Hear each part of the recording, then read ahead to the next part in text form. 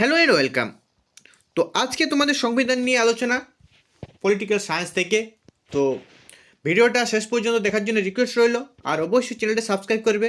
যদি ভিডিওটা তোমরা শেষ পর্যন্ত দেখো তবে পরীক্ষাতে 5 নাম্বার তোমরা অবশ্যই পাবে। তো কথা না বাড়িয়ে প্রশ্নে যাই। ভারতের সংবিধান সংশোধনী ধারণা কোন দেশের অনুকরণে নেওয়া হয়েছিল?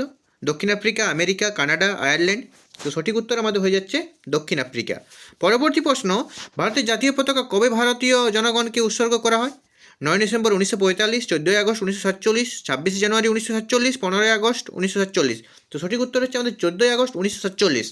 পরবর্তী প্রশ্ন, ভারতের সংবিধানের কল্যাণকামীয় রাষ্ট্রের ধারণাটি পাওয়া যায় নির্দেশমূলক সমূহে, মৌলিক অধিকারের প্রস্তাবনায়, মৌলিক কর্তব্যে, বাক স্বাধীনতার পরিচ্ছেদে। তো সঠিক উত্তর হয়ে যাচ্ছে আমাদের নির্দেশনাত্মক নীতিসমূহে।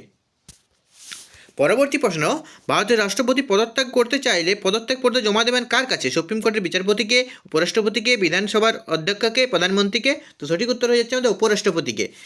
ভারতীয় সংবিধানের কোনটি মৌলিক কর্তব্যের মধ্যে পড়ে না? বন্যপ্রাণী সংরক্ষণ, বিজ্ঞান মনস্কতা, সকল ধর্মের প্রতি সহমত পোষণ, সহধর্মিমতা বোধ। তো সঠিক উত্তর হচ্ছে সকল ধর্মের প্রতি সহমত পোষণ। তো ভারতীয় সংবিধানের রাজ্যসভার মেয়াদ কত বছর? তো রাজ্যসভার মেয়াদ হচ্ছে আমাদের 6 বছর। ভারতের নাগরিকদের মৌলিক অধিকারের সংখ্যা কটি? 12টি, 5টি, 10টি, 6টি। তো সঠিক উত্তর আমাদের হয়ে যাচ্ছে 6টি। ভারতের সংবিধানের প্রস্তাবনায় 42তম সংশোধনীতে নিম্নলিখিত কোন শব্দগুলি যুক্ত রয়েছে? সার্বভৌম সমাজবাদী, সার্বভৌম গণতন্ত্র, ধর্মনিরপেক্ষ গণতন্ত্র, ধর্মনিরপেক্ষ সার্বভৌম। তো সঠিক উত্তর হচ্ছে আমাদের সার্বভৌম সমাজবাদী। ভারতের সংবিধান অনুযায়ী কোনো রাজ্যপালকে ড্যাশ রাষ্ট্রপতি বরখাস্ত করতে পারেন? ইমপিচমেন্টের মাধ্যমে অপসারণ করা, রাজ্য মন্ত্রিমণ্ডলীয় বিবেচনা দ্বারা, কোনোটিই নয়। তো রাষ্ট্রপতিকে বরখাস্ত করতে পারেন। ঠিক আছে, এটা মনে রাখবে, খুব ইম্পর্টেন্ট প্রশ্ন। ভারতের সংবিধানের নিচেরগুলির মধ্যে কোনটি সর্বাধিক প্রভাব দেখা যায়? ব্রিটেনের সংবিধান, কানাডার সংবিধান, মার্কিন যুক্তরাষ্ট্রের সংবিধান, আয়ারল্যান্ডের সংবিধান। তো সবথেকে ভালো এবং প্রভাবশালী সংবিধান হচ্ছে ব্রিটেনের সংবিধান। রাজ্যসভার সদস্য হতে গেলে প্রার্থীর বয়স কত হতে হবে? 15, 25, 35, 30। তো সঠিক উত্তর হয়ে যাচ্ছে আমাদের 30। হাইকোর্টের লেখজারি ক্ষমতা সংবিধানের কত নম্বর ধারায় আছে? এটা খুবই গুরুত্বপূর্ণ। 326, 226, 224, 252। তো সঠিক উত্তর হচ্ছে 226।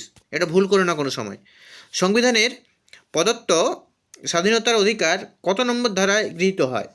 25 থেকে 25 থেকে 28, 25 থেকে 27, 24 থেকে 29 এবং 27 থেকে 32। তো সঠিক উত্তর হয়ে যাচ্ছে আমাদের 25 থেকে 28। সম্পত্তির অধিকার কততম সংবিধান অধিকার সংশোধনের মাধ্যমে প্রত্যাহিত হয়েছে? তো 42, 41, 44, 51। তো সঠিক উত্তর হয়ে যাচ্ছে আমাদের 44।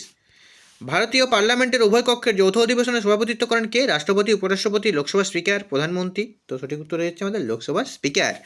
ভারতের বর্তমান সংবিধানের সম্পত্তির অধিকার একটি কী বলো? বিধিবদ্ধ অধিকার, মৌলিক অধিকার, উত্তরাধিকারী অধিকার, কোনোটিই নয়। তো বিধিবদ্ধ অধিকার। পরবর্তী প্রশ্ন, আজকে আর কোনো প্রশ্ন নেই, এখানে ক্লাসটা সমাপ্ত হলো। তো পরবর্তী ক্লাসে দেখা হচ্ছে। তো চ্যানেলটা সাবস্ক্রাইব করে পাশে বেল আইকন প্রেস করে থাকবে সবার আগে নোটিফিকেশন পাওয়ার জন্য। Thanks for watching.